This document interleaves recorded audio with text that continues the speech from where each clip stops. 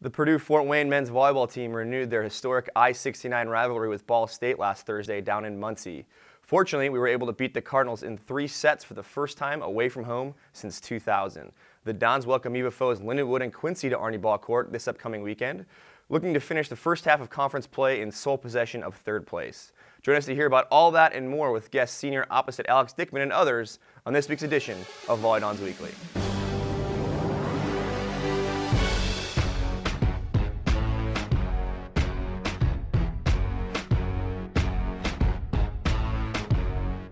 Welcome everybody back to VolleyDons Weekly. I am your host and assistant coach JW Keegan. With me today we have very special guest Michael Keegan. How are you doing today, sir? Doing pretty good. We have a sub. We called a sub for Rock. Rock's back home. We have a couple of days off here, so the guys have luckily had a bunch of days off. Oh, yeah. I unfortunately had to go on the recruiting trail, but these guys have been off for a while, so we called in the closer, Michael Keegan, here to help us out while Rock's dealing with some issues in Canada. So how's it going, Michael? Doing well? Yeah, doing well. The rest days have been real nice for the body, so I'm feeling good. I'm sure everybody feels great about not having to play volleyball for 4 days now. It probably feels like you're a different human right now. Yeah, it doesn't hurt to walk around, so that's always great. The other part of that is like mentally, it's got to feel just like a weight's been lifted for a little bit at least, and I have to think about volleyball and conference standings and Ohio State or Lewis or Loyola or whatever. Just go and have some fun. Well, I mean, unfortunately for me, I had a few tests, but I'm sure. Yesterday you had a test? I have test today, test yesterday, and I've been studying for it basically since we got back from Ball State. But yeah, that's such as the life of a student athlete, right? Yeah, it's tough, but it was nice to have a break from volleyball. I just got to focus on the school side for a little bit, and I did well on the first one. Hopefully I do well on the one today. And killing in the classroom right now. Yeah, get right back to volleyball. That change of business has helped you out a lot, I think, with it has. What you've been doing. So, well, we played a match down in Muncie this week. As I talked about earlier in the show, the I-69 rivalry, a big rivalry for us and for Coach Ball and in the history of this program.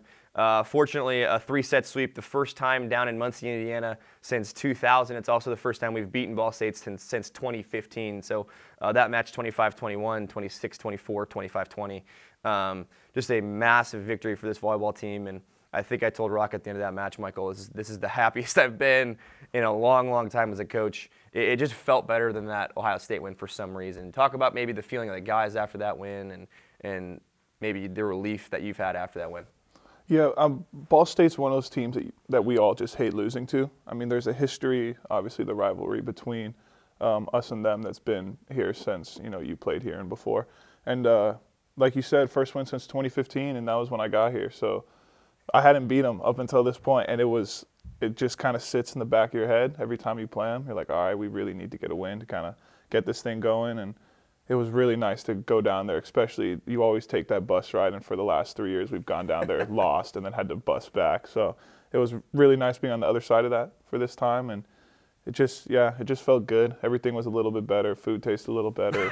Slept a little better that night. I wasn't mad, so it was a great win. I think what's interesting with this group, there's a lot of firsts for this group. Even though we were 18-11 last year, we were ranked for a majority of the season last year, but there's still a lot of firsts out there for this group to get. That first win against Ohio State. I think you might have been the guest after that one, and we talked about that. This first win against Ball State for this group has been something that gets that monkey off the back, and while they're not the top 10 teams maybe that we want to beat and get to, it gets you that first step along the way, right? Yeah, and I mean, we all of our losses, I think, at least this year, have been to ranked teams, and last year most of our losses were to ranked teams. So it was just kind of, I think we needed to find a way to start winning those games. And I think when we played the top 10 teams, we didn't really take care of business, but they were all top 10 teams for a reason. But these teams like Ball State and Ohio State, who are still good teams, but not quite as good as maybe those top 10 teams, I think it was nice to get a win against them, because now kind of, for me at least, it's like, hey, we can do this. So next time that opportunity comes around, you're a little more prepared. And I think that started in that first set. We talk about maybe kind of battling back against those good teams. We started out 8-13, and in the blocking instigated a run. We got going a little bit on the defensive side of things. What do you think is up with this team? We started slow the last 3 matches in a row, both in Chicago and then actually the first 2 sets in Muncie. What's maybe up with that, and maybe how can we fix that a little bit with the slow start? I noticed the slow starts before the Ball State game, but I I've been trying to think of ways to fix it too. And it kind of just, it's not anything that we're doing wrong. It's kind of the attitude side is what I think. And I don't know, like you always talk about having a sense of urgency when you play and like go out and do everything with a purpose and all the points. And we say all those things all the time, but at the end of the day, you can see the mentality switch when it hits 20 and then when it's 1 through 5. And I think that the one thing that we're maybe not doing is taking those first points as seriously as we're taking the last points. And I don't know how to fix that or how to switch that, but that's just what it seems to me, and I'm on the court, so. Yeah, you can do it. Max Hansen. Oh, holy cow, man. Down, what is it, 14 and 19 in that second 13, set. 19, Service back into it. 2 aces and a 4-point run. Talk about Max and his contribution to the team this year, and especially in that second set. Max has always been the man for all 4 years we've been here. He did the same thing when we were playing at McKendree a couple years ago. Yeah. He went in, we were down 24, like 19 or something. Yeah. Same thing, goes in, serves, 2 aces, big run, ties it up. So he's been doing that for us, and he's just a great guy. And I love to see when he gets in and make plays like that. When his float serve is on, that I think is deadly. Man. Oh man, it's a rocket. Yeah, hits you right in the chest too. So he went in, did a good job. I'm happy he got to come. I'm happy he got to go in and leave his mark on that win. So it's awesome for him as a senior to be able to continue to do those awesome things his last year on campus. With that, we can talk about some of the champions of the game. We named 2 this week because of the only 1 match. Pelegrin Vargas, wow, he was in All-American form on Thursday. 19 kills in 3 sets. That's the 3rd most for any team in the entire NCAA this year, hitting .444, almost 500. He did that against Ohio State, again against Ball State. Fantastic job. And then Richie, 6 blocks in only 3 sets, something he's been working on a lot, and that helped us win there. 7 total blocks for this team in 3 sets was a big reason why we were able to get that win. So Pelegrin Vargas, again, outstanding volleyball player, and that BIC was working really well, wasn't it? Yeah, I mean, we had our passing was pretty good that whole game. I thought our ball control was nice, so I got to sit in there and run the offense. And when Pele's going to put every single ball away, I'm just going to keep setting them. And they kept jumping with Tomas and Richie, and I just told them, I was like, hey, if you guys keep getting those guys to jump with you, I'm sorry, but I'm not going to set you. I'm just going to keep giving Pele the ball, and it worked. The middles were a little upset, but. I mean, Richie did hit 500 on it. He was efficient on his 3 kills.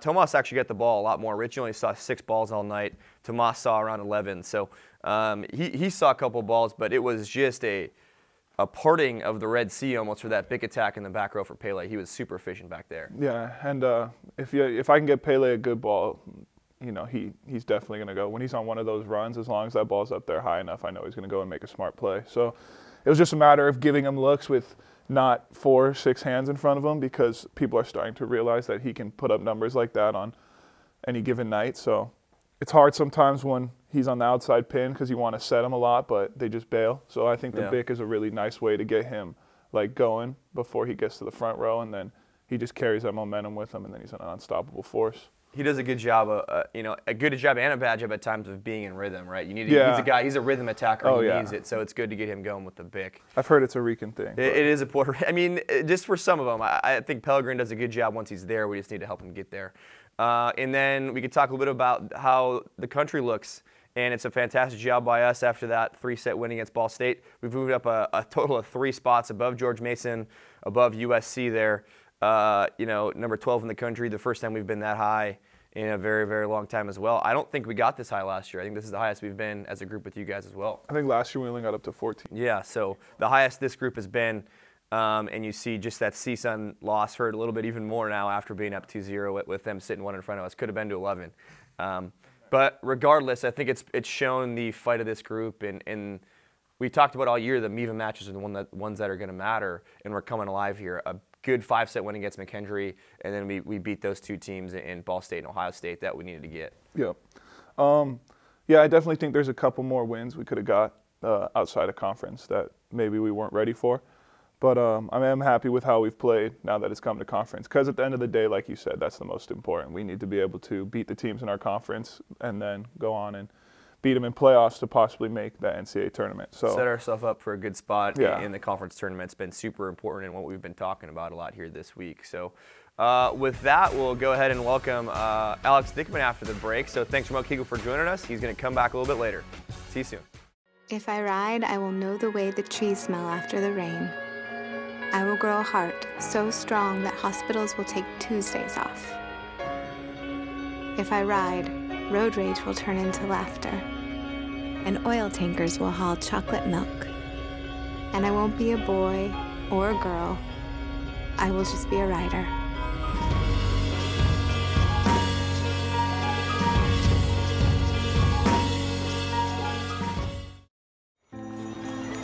Nearly half of children with autism wander away from safe places, such as their home or school. If you ever see a child walking alone, remember the 3 S's. Stop to help, seek assistance from police, stay until they arrive. If a child with autism is missing, immediately search places that pose the most danger, such as nearby water and busy streets. To learn more, visit missingkids.com/aware. Welcome back, everybody, to VolleyDons Weekly. With me now, we have senior opposite Alex Dickman. For the first time on the show this year, how many times has it been now? 2. 2. So only 2 times for Yeah. you. You got lucky because of the engineering schedule. Yep. That you don't have to be here all the time. And I had to yank you here this year, try to tell you 2 weeks in advance to try to get some group time away from you this time. Super excited about it, Dickman. Always. Welcome to the show again. We talked a little bit about it. You were sitting in the background with Michael and I talking about the start to this season and beating Ohio State and beating Ball State. Kind of maybe a weight lifted for this group. What are your thoughts on that and thoughts on the season so far? Yeah, I think the 2 wins against Ball State and Ohio State were really huge wins for us, especially as seniors, because those are 2 teams that we have not beaten in our careers before. And there are only 2 more teams in our conference that we have not beaten before, and that's Lewis and Loyola. So they're, we have them at home next, and they're the last 2 teams that I feel like I need to beat to be satisfied. Michael talked about it being like a checklist, right? He was able to check off the other entire teams. Like a hit list a little bit. We got 2 teams like left there's on only 2 more targets left. 2 more targets. And Lewis and Loyola. You mentioned, right, they're home matches, and I think it's a little bit different with this conference playing at home, right? Yes, definitely. Yeah, the Lewis and Loyola atmospheres when we went to play there were pretty hostile, so hopefully we could, make it a little hostile for them and have our fans get on them a little bit and kind of take advantage of the home atmosphere. Yeah, I think selfishly, a little bit biased, but I think we have one of the best environments in the conference when we get, 800, 900 people in there. It's one of the loudest and feels like people are right on top of you. It gets warm in there. It's a pretty cool environment. So for all you guys out there watching, this weekend we have some conference matches, but really circle those matches against Lewis Loyola later in the season.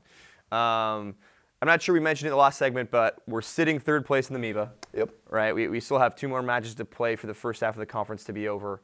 What do you think we have to do this weekend against Lindenwood and Quincy to continue that role? They're both pretty good teams, and neither of them could be taken lightly because Lindenwood has taken sets off of Loyola, Quincy has taken sets off of Ohio State. Yeah. And Lindenwood beat Ohio State. I think Quincy actually took a set off of Loyola as well. I think they dropped a set to both of them down there. Yeah, so, they're respectable teams that can sneak up on you if you don't respect them. So, we got to take care of business against them because, everything we've done up to this point won't mean anything if we don't take care of business against these 2 teams. Yeah, I think that's the pressure maybe this group hasn't been in a long time is that the pressure of every match now matters as much as maybe you're supposed to win or whatever it means to be ranked higher than somebody else, which really doesn't matter. Every week is a must-win week for us to maintain this momentum and continue to get to that goal of being in the top 3 and getting a good seed. So something this group hasn't been in, but I think we're ready for those moments. Let's talk about you a little bit, okay? Sure. You're the one person on our team that's played opposite his entire career because you're left-handed. Talk a little bit about what maybe the main jobs of an opposite is for this volleyball team. The main jobs of an opposite usually entail being the best offensive player on the court at a time. Anytime you get set, whether it's in system, out of system, you got to make something happen with the ball. And I feel like I do a really good job of that, especially this year coming off the bench for Colton. Whenever I'm needed, I'm able to make a difference in the game, whether it's, just being a positive attitude on the court or being that put-down attacker. Anytime I get set, I do everything that I can in my ability to make sure that ball hits the floor or we score some way. Yeah, I think that's been something that you've done really well this year, and it's a really tough job to come off the bench. You've been there for 20 minutes, 15 minutes after the warm-up, and you're not warm anymore, and you got to come in, and like you said, the opposite's role is to be the point scorer for the volleyball team. and for you to come in off the bench and have to do that ice cold is not the easiest thing, but you found a way of doing it, and I think we mix up some different things to you. So what are the differences as an attacker between you and Colton? What's the reasons why we can make that switch late and it works out? I feel like it confuses the block a lot because especially when I get in, usually Fred is also setting me. And me and Fred have a different connection than Michael and Colton do. Ours is a little faster to whereas Colton's tempo is a little higher on the ball. I like it faster because since I'm a little more undersized, I have to be able to beat the block to a spot so I could score. So when Colton's been playing the whole game, the block is used to like the medium tempo ball. Yeah. So the block's kind of like just in a pre-programmed set, and when I get in, they're not expecting that speed to come out there, so I get a lot of kills off of tooling them down the line. A lot of different looks in terms of that, and like you said, it messes with the tempo of a match, and I think everybody, like you had said, gets into a rhythm, and Michael and I talked about Pelegrin's rhythm and how he's a rhythm attacker.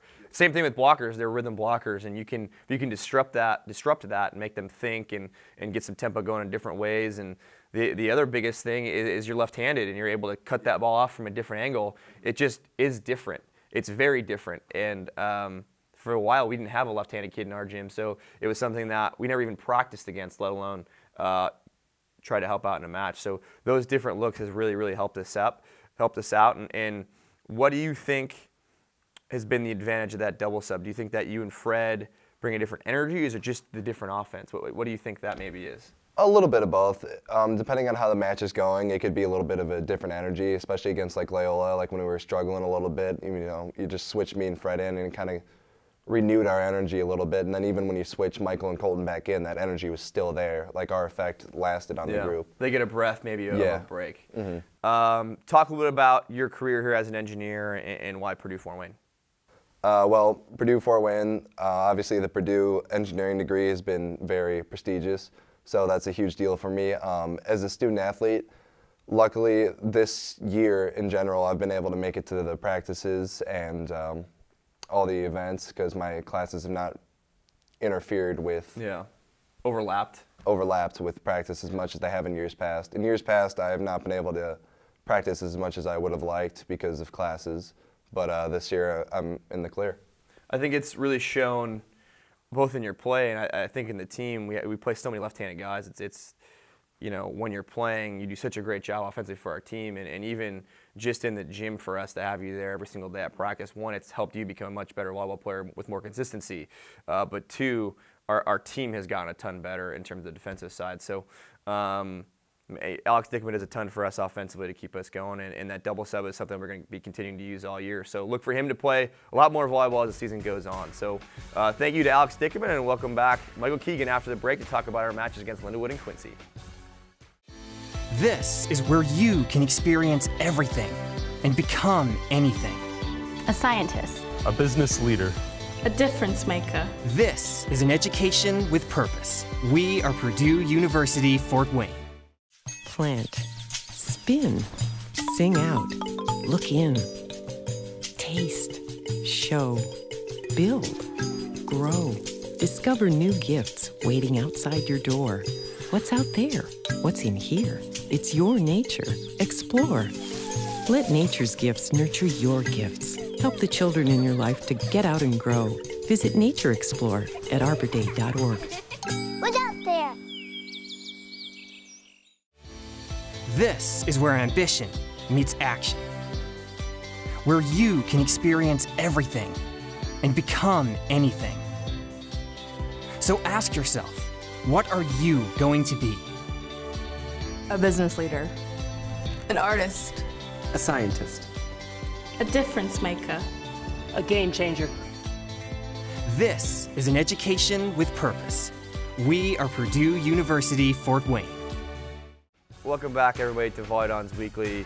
With me now we have Michael Keegan back in the hot seat, pulling the closer role for Ryan Rock-Perot, the star of the show. So I guess today that means Michael Keegan, senior setter Michael Keegan, is the star of the show. Yeah, moving up in the world.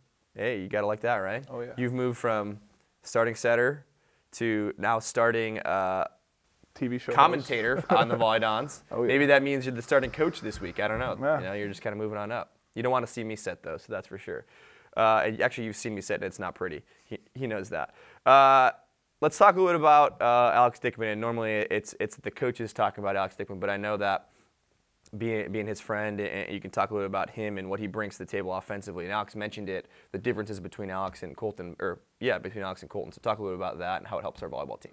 Yeah, I'm not always a huge fan of the double switching matches because that means that means you're sitting out, right? I'm one of the ones getting pulled.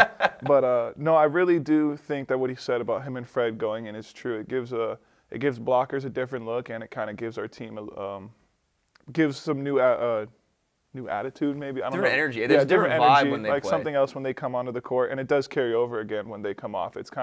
It's like using a timeout without using a timeout. You make a little switch. Everyone has time to take a breath. And then you have two guys who are fresh coming in ready to try to win a game. So I think it does help us at times. It really kind of helps get things on track. But Dickman offensively does, like you said, because he's lefty, he can do a lot of things differently from Colton. And one of the things that I really like is the tempo that he runs. He's always up there quick. And we have a really fast tempo to our left sides already. And it matches that ball. And our middle tempo and Bick is also one of the faster ones, I'd say, over like maybe Lewis or Loyola's. But yeah, once you put him on the backside, it gives blockers have to think a lot because no matter where that ball goes, you're only going to have a split second to react to where that ball's being set. And so now when you have Bick option, middle, left side, and now Dickman too on the backside, you really got to pick and choose where you want to get beat. And creates a lot of pressure for different teams with their blocking strategy. And I think that's something else that he's done a lot over his years, has just gotten more confidence, and he's able to just hit every spot of the court. His range is really, really wide, and that's what is good about being left-handed as well. His range is just much bigger, and Colton's just his range, because he's right-handed on the right side, just isn't as big, and that's only because of him being right-handed. So Dickman's able to just kind of use the entire court, and it just changes the match a little bit, which is nice. Now we can look forward to these two matches we have, this weekend, next week. Kind of a weird Sunday-Monday matchup here because of the Gate Sports Center being taken up by basketball's ending of the year. So Lindenwood, we come in and we play them on Sunday afternoon, at 3 p.m. The 6-9 Lindenwood Lions, 2-3 in the MIVA, swept Ohio State at home just like we did. So a team that's kind of banging down the door to try to reach up to us at 3rd and 4th place. Talk about what they do, especially in the middle, to frustrate some teams. They're they're a good volleyball team. I mean, we always talk about it when we have to go and play them. It's never just going to be a game that you walk through.